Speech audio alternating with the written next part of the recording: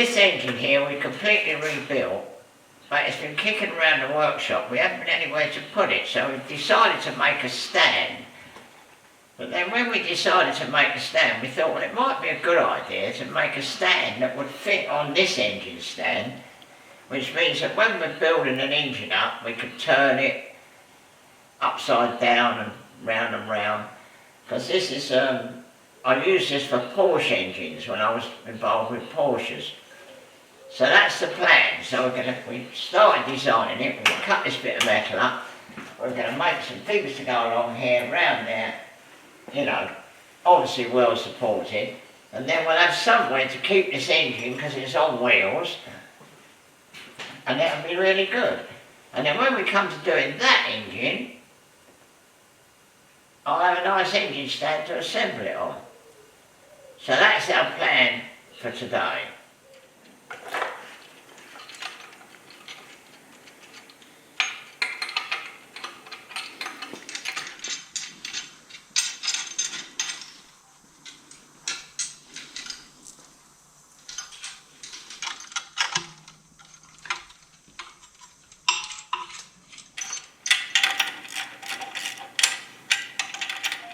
So, what do you reckon?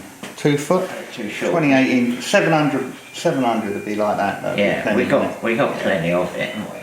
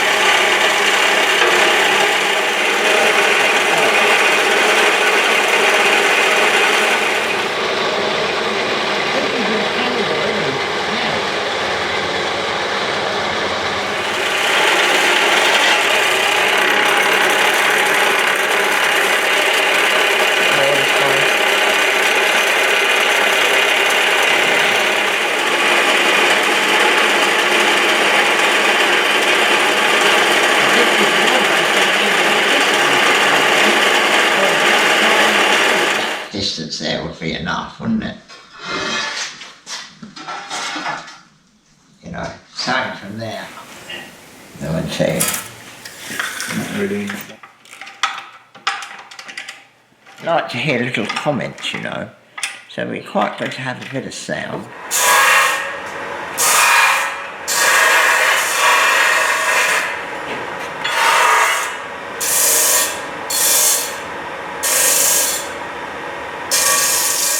Your evil. That won't cut it, that pencil. No? Right.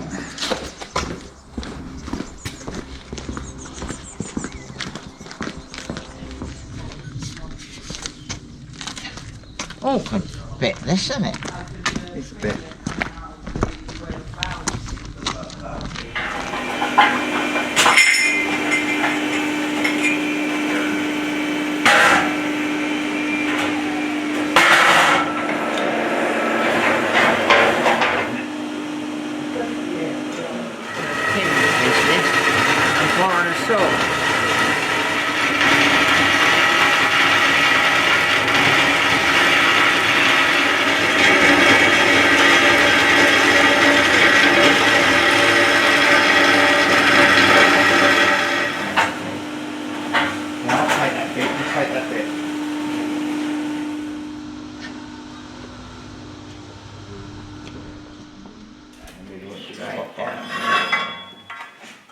Luckily, when we run out of equipment here, we've got a whole load of equipment down there, which, you know, we can borrow occasionally. So it was very useful to go down to Tim's side of the business and use the saw. But if you want a bit of history, what it is, that used to be my business. And when I was 59, I decided I'd had enough of it all. So Tim took over then, so he's actually been running the business longer than me. So, and luckily it's very successful. So it's very lucky to be able, you know, if we need a bigger lathe, we can go down there. If we needed that saw, we can go down there.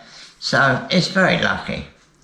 There's not much competing, really, even though we're only in an old shed.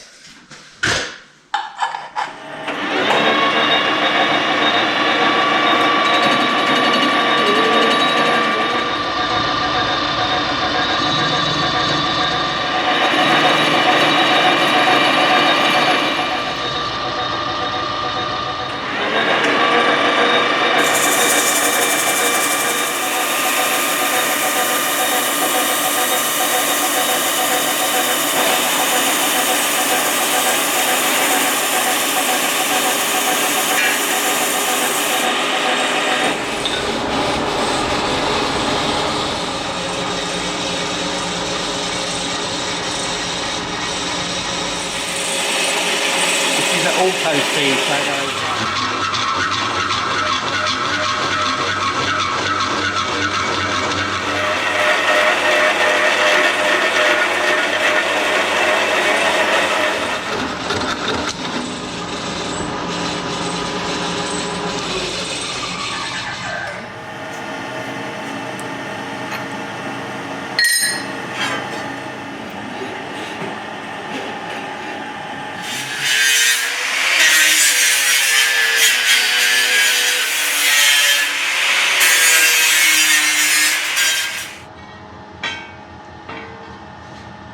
towards that bit, the better. Yeah, yeah, That's about it, isn't it? yeah. Is that a little bit much? That there.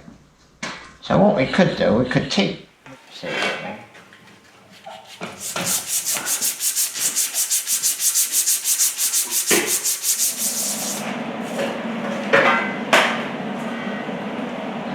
Rotate it. Rotate it.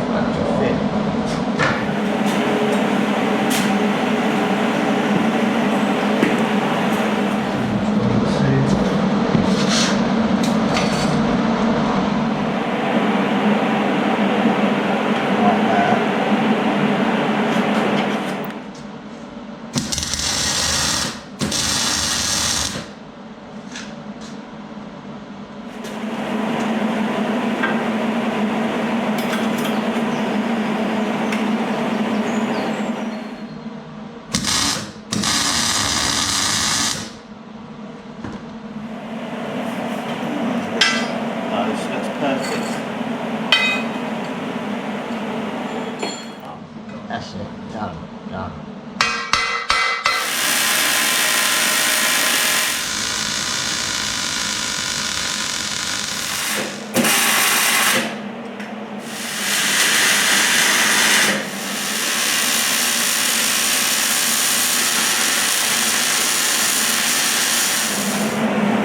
I'll estimate how much that's 17. yeah. There was a mount there, under there. Yeah, we can get the point, can't we?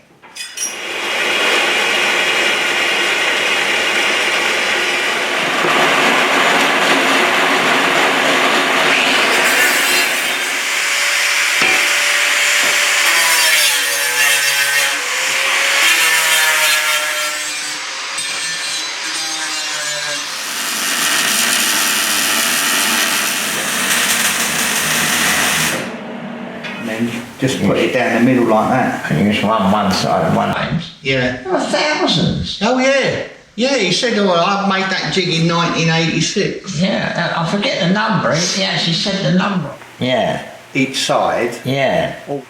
Yeah, that'll move it down inch and 5/8.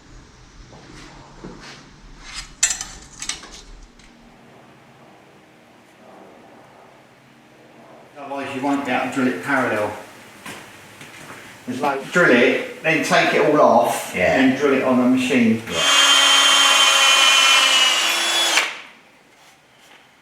Dead in the middle.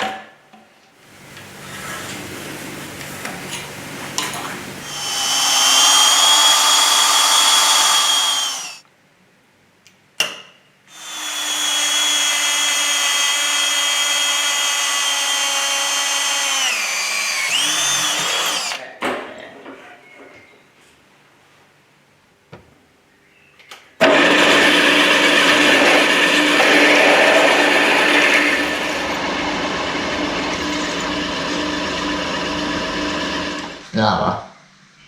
Lower, higher. Yeah, well, we just make the thing like that then, don't we? We Yeah. can't put it anywhere else, That's can gonna we? be Go on that bit of tube, whatever we do. Let's take it off and do that, and then bolt that on, And have a then look go at back it. to that. Yeah, yeah. Yeah. So really that was tacking on. Really what we want is to hold it small, another clamp. Flush without it being. Yeah, Does yeah. that make sense? Yeah, yeah. I know you can do it, you're lucky we was there. I reckon just mid there on. We can do that accordingly. That's what I'm saying. When that Yeah, but remember, it's not welded yet, so you're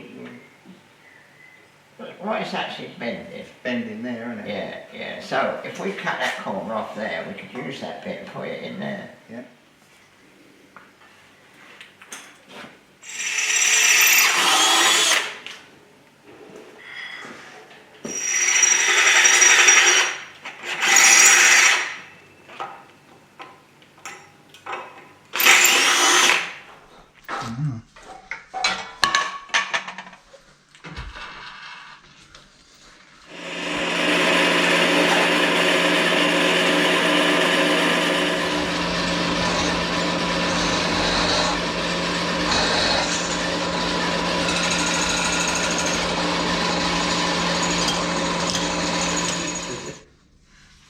What's that?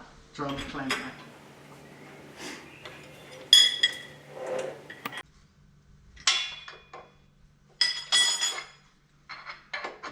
Yep.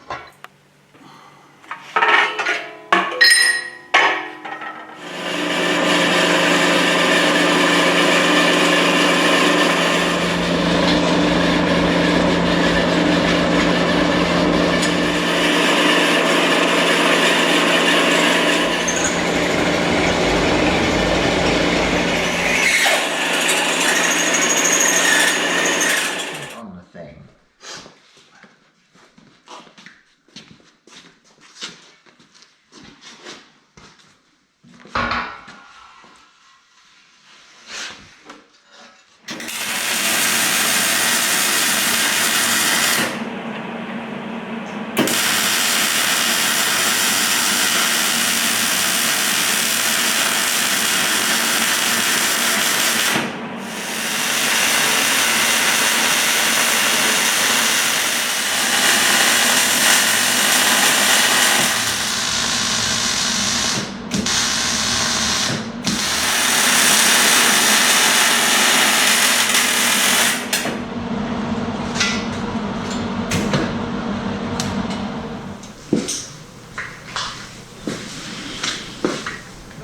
Well, there we are, it's all complete, it's nice and solid, and obviously we're going to drill some holes in here so that we can put a pin in so it'll hold the engine like that, or completely over like that. So this is really, we've done this so that we've got somewhere to put this engine, but we're rebuilding an engine on the bench, and obviously once we really start on that, we'll take this engine out and we'll put that engine in here and we'll assemble it. But we should be able to put the flywheel on, put the crank in. You know, when we design things, we don't really design things, we just go with the flow. But hopefully this will work. If not, and when we're assembling the engine it becomes difficult, well, we'll alter it, which is what we do. You can spend a lot of time thinking about these things and you can make drawings and all that, but you know, we tend to just get on with it. So it's not the first time that we've had to make something twice, because we just do it and then go, oh no, we shouldn't have done it like that. So we do it, you know, a different way. But I find it's much quicker and much easier to just get on with it, really. And John's very much like that. John is a person, oh, let's get it done. You know, let's not think about it forever. So there we are, an engine stand. And of course we're all going off on holiday now, aren't we? Next 2 days we won't be here. The local people are having a bit of a fete in the village, so I'll probably take a car down there and meet some of the people in the village. But of course our village has had a load of building done, so it won't be long before we've got twice as many people in the village, which should be quite interesting. You never know, we might have a useful couple of boys which we've always had from the village. Very often we have boys from the village, and of course they're all grown up now. They're all self-employed, like me. One of them's got a double glazing business. The other one works in building, so they're all doing all right, which is good, really. That's it. Off on holiday. Still recording it.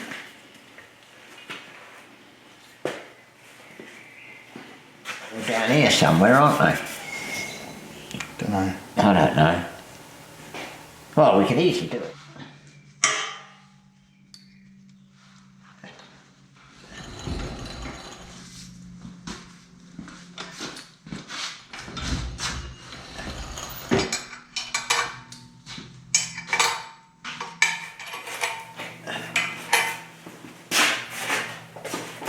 Hang on, it's going to be awkward when we turn it over if we put them there. Because we've got all that in the way, haven't we?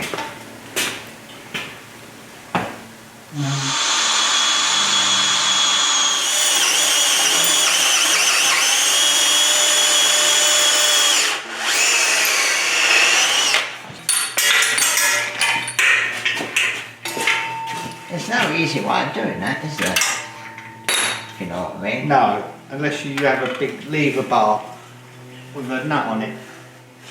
Yeah. You can go in there, don't matter, does it? No. We ain't never going to use the same Mark, he's up, haven't we?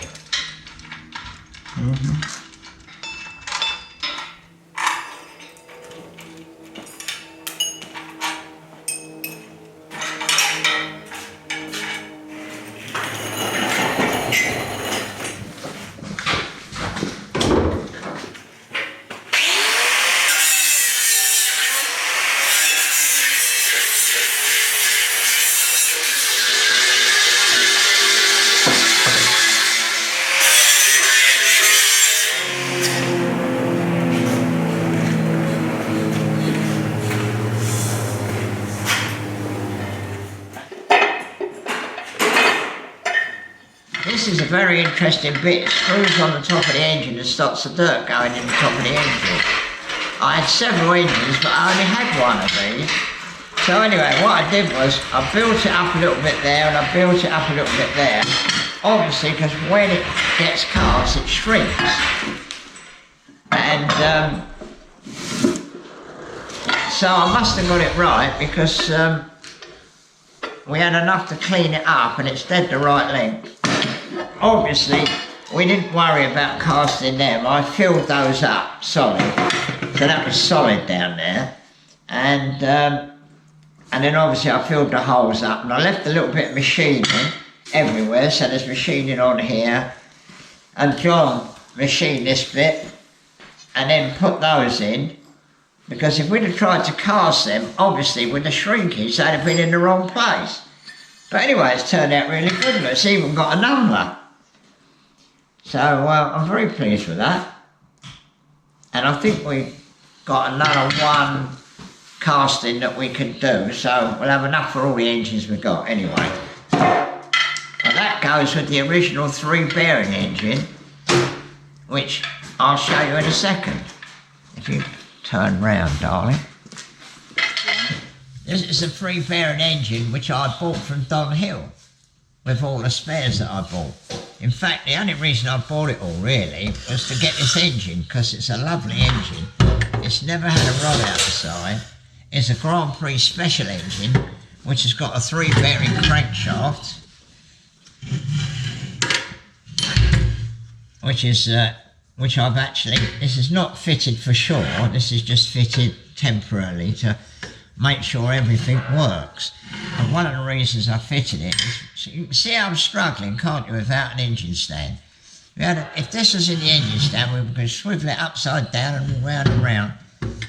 So we've got some special rods, because the tubular rods, I think when they were brand new, probably never give any trouble. I can, but obviously when they're donkey's years old, they do tend to go wrong. So this has got some special rods, which is like H-section. And I've been trying the dreaded pistons that have been in the family for 100 years, and I haven't got one single block that's suitable. So I don't know what I'm going to do about that. That is a snag at the moment. But the cam box is all done. That needed a lot of work really. We had to have it welded up. We had it laser welded. And then we had some new cam shafts from Mickey Hudson. And then we had new cam followers from Paul Smith. And new camshaft drive gears from Paul Smith. And it didn't have any studs. It was just a raw casting, and all the brass things needed machining out to make the cam followers fit. So in actual fact, I said to Paul Smith, do the job. So he's made all the studs, supplied all the nuts, fitted the camshafts, made the camshaft bearings. It's a lovely job actually. I'll go and get it and show you. What had happened, this has obviously been in a shed or somewhere, and it had water dripping on it just there. So this bit here was completely corroded away.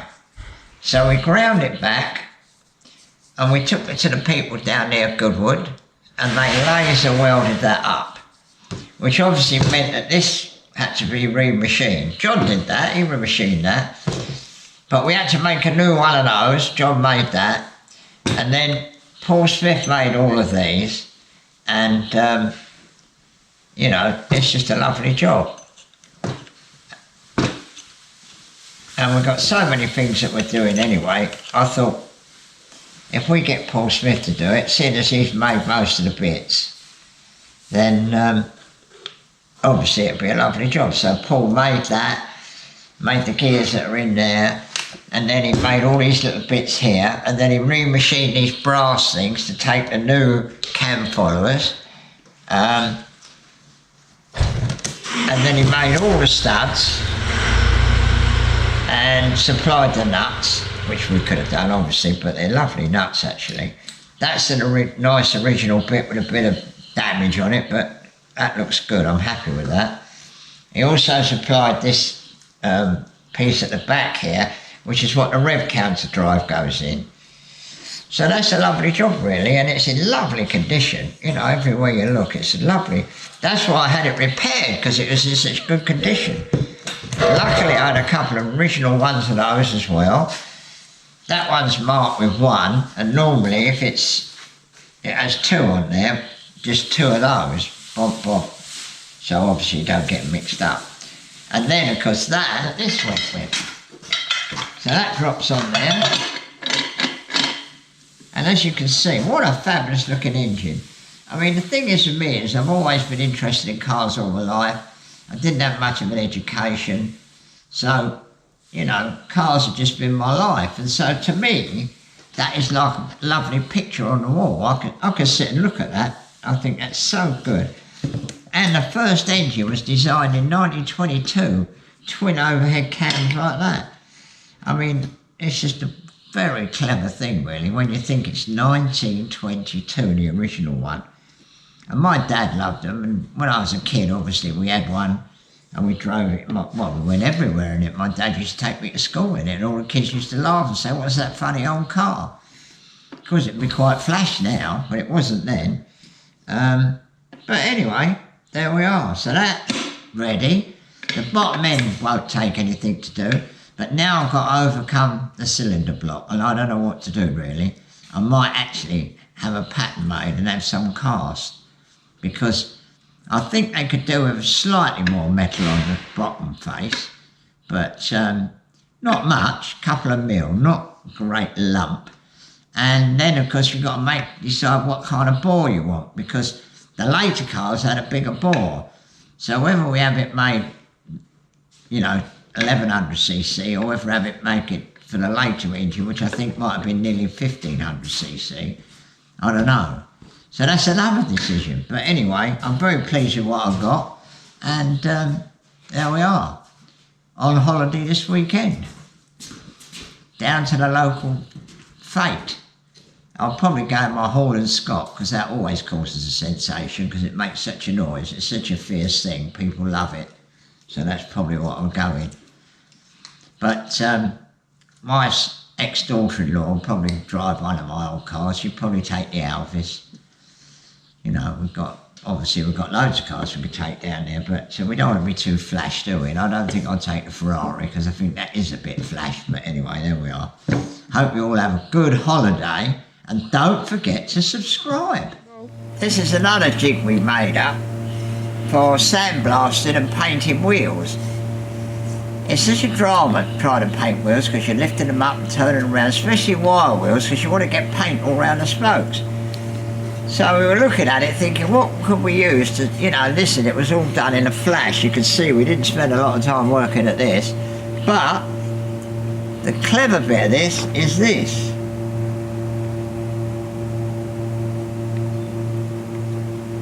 This is an old shock absorber. It was dead easy. We just made a thing up to go in there, welded it round, and of course it spins beautifully.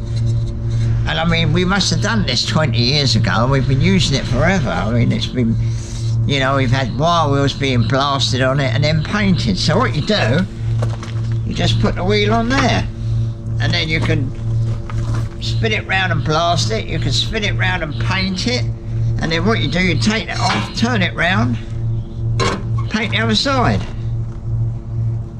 It's been, although it looks like a load of old rubbish, this has been a fantastic tool.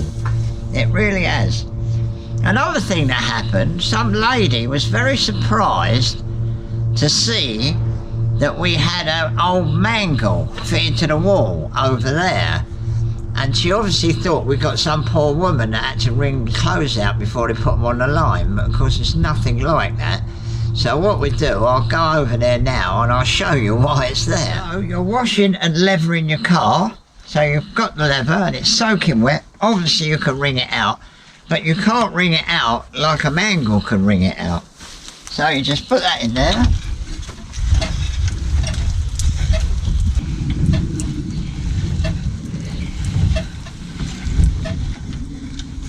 And you're ready to start again.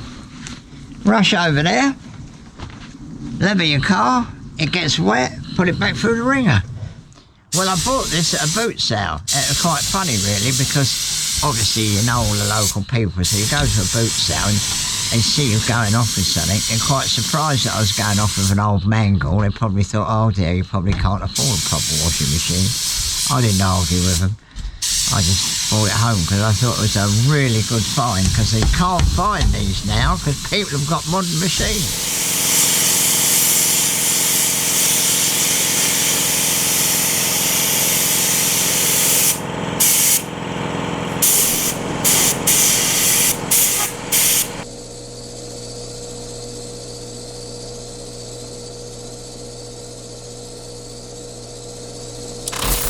Well, there you are. Tiddly-poo. As the Salmson appears from the background. Well, there you are, totally finished, tiddly-poo. One on the stand, one in the car. Nice and solid. I'm very pleased with that.